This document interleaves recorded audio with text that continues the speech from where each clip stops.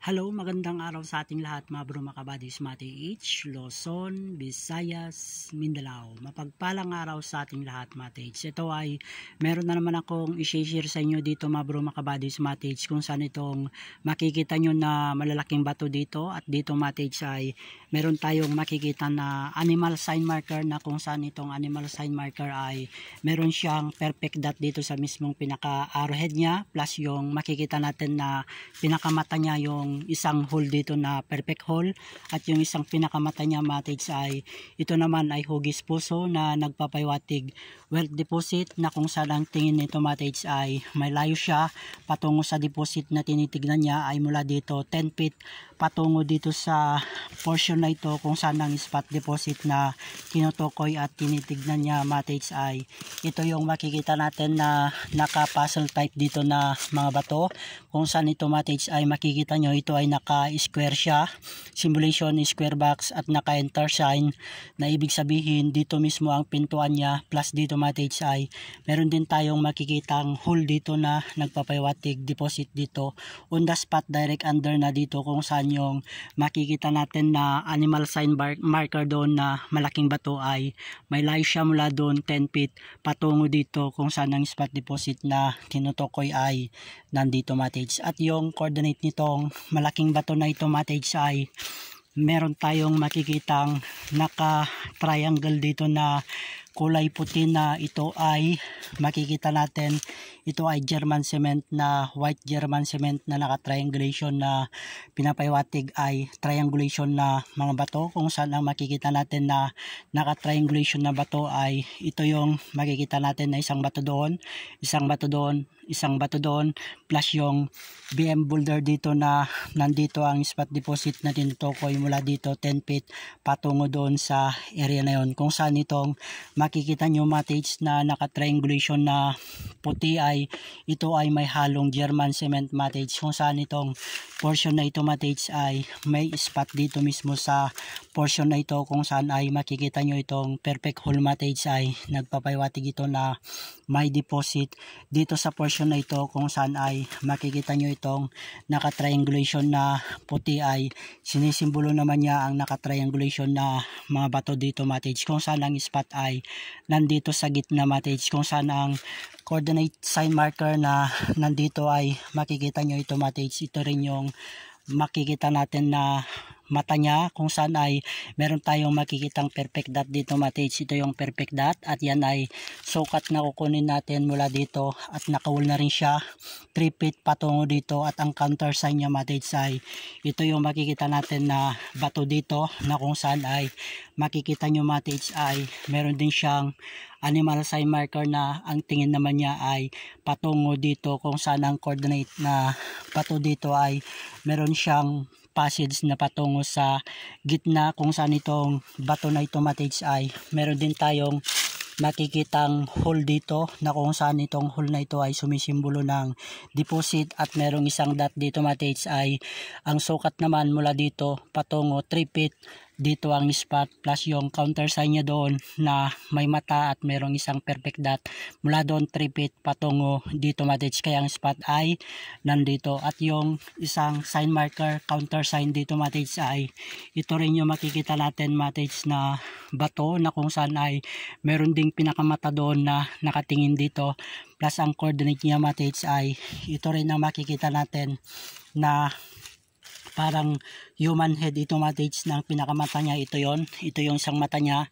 plus ito yung isang mata niya matage ay merong napakain na kulay puti nito matage na ito ay simulation din na nagpapaywatig ng deposit kung saan ito ay German cement ito na ginawa nila na sign marker na nagpapaywatig na may spot deposit kung saan ang tingin nitong human head na yan ay dito ang tingin niya matage kung saan nga ang spot ay nandito at ito ay naka-alignment ng 270 west ang coordinate niya sa 90 degrees matage ay may mga bato doon sa 90 degrees kung saan ay diretsyon natin. Meron tayong tatamaang old kawayan doon na mula dito patungo sa center ay mag-travel ako 15 feet patungo sa center at dyan ay tignan natin matage kung ano ang makikita natin patungo sa center at coordinate niya patungo sa 90 degree east kung saan itong makikita natin dito matage na mga bato dito ay ito ang makikita natin na naka puzzle type dito na mga bato kung saan itong bato na ito ay may spot dito matage kung saan itong makikita nyo matage na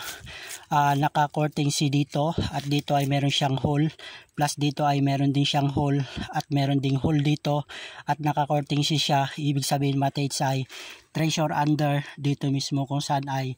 may pinapahiwatig na spot deposit dito mismo matage kung saan ito ay hinarang lamang nito kung saan ito ay nagpapahiwatig na rock and close treasure kung saan itong dot na ito plus C nasa gitna yung dot ibig sabihin rock and close at ito ay naka center patungo ng 90 degrees matage ay eksakto matatamaan natin yung old kawayan doon at meron pang bato doon kung saan ay naka-alignment ng 90 degrees kung saan yung pinagmulan natin sa baba yung coordinate niya doon sa 270 west na may spot doon plus yung arrowhead noon ay nakaturo rin doon sa spot doon sa isa kung saan ay dalawang spot na nandyan sa 270 west, isa doon plus isa dito plus yung coordinate niya dito sa center ay may spot din dito plus doon sa 90 degrees ay eksakto matatamaan natin yung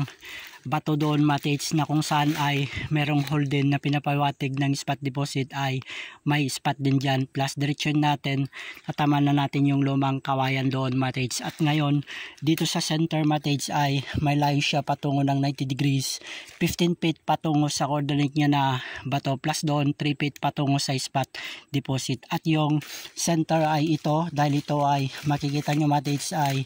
puso siya at ito ang pinaka center benchmark fulcrum point mula dito matage patungo ng 180 south meron tayong tatamaang malaking bato dito. Ito ang alignment ng 180 south na may layo siya mula dito 10 feet patungo dito at ito ay makikita natin itong bato dito matage ay meron din siyang kulay puti na kung saan ay yan ay symbolization na may pinapahiwatig na spot deposit dito dahil dyan matage ay German cement na kulay puting semento at ito matage sa kanyang parteng itaas ay meron ding hole parang makikita nyo matage ay kahati niya itong bato na ito kung saan ay makikita nyo matage ay medyo pabilog itong bato na ito na may kalakihan siya. Pagdating dito sa gitna matage ay titignan natin kung anong nakaukit dito sa gitna. Ito ang makikita natin matage sa gitna niya mismo kung saan ay mapapansin natin ito matage ay kahati nung bato na yon kung saan ay binagsak nila dito yung kahati niya at itong nandito sa parting area sa baba matage ay meron tayong makikitang dalawang bato. Pag diretsuhin natin ng 180 south matage ay may mga bato pa dyan sa 180 south at ito nga ay nandito yung spot sa kanyang under nitong bato na ito matage dahil itong bato na ito ay kabiyak lamang niya kung saan ay makikita nyo courting puso rin siya na nagpapahiwatig wealth deposit na may malaking deposito dito sa area na ito matage plus dito matage kunin natin ang kanyang coordinate alignment sa 360 north patungo ng 360 north ay may spot din doon sa 360 north kung saan ay may bato rin doon na kung saan mula dito sa center matage ay may layo din siya 10 feet patungo sa 360 north at yan ay tignan natin kung ano ang makikita natin dito sa area na ito kung saan itong bato na ito matage ay makikita natin itong nandito sa ibabaw ng bato. Ito ay kanji na ginawa nilang sign marker matage na kung saan ay ito ang makikita natin na portion dito sa kanyang baba. Ito ay meron tayong makikitang perfect dot dito plus ito ang makikita natin na sa kanyang taas ay pinakamata na kung saan ang tingin niya at yung isang dot ay sukat yan mula dyan 3 feet patungo dito sa portion na ito kung saan ang spot deposit natin tukoy ay nandito. At ito ay naka-alignment ng 360 north. Ang coordinate niya sa 180 south ay nandun dahil ang center ay nandito at ang 90 degrees ay eksakto yung bato doon plus Old Kawayan doon sa area ng 90 degrees at ang 270 west Matage ay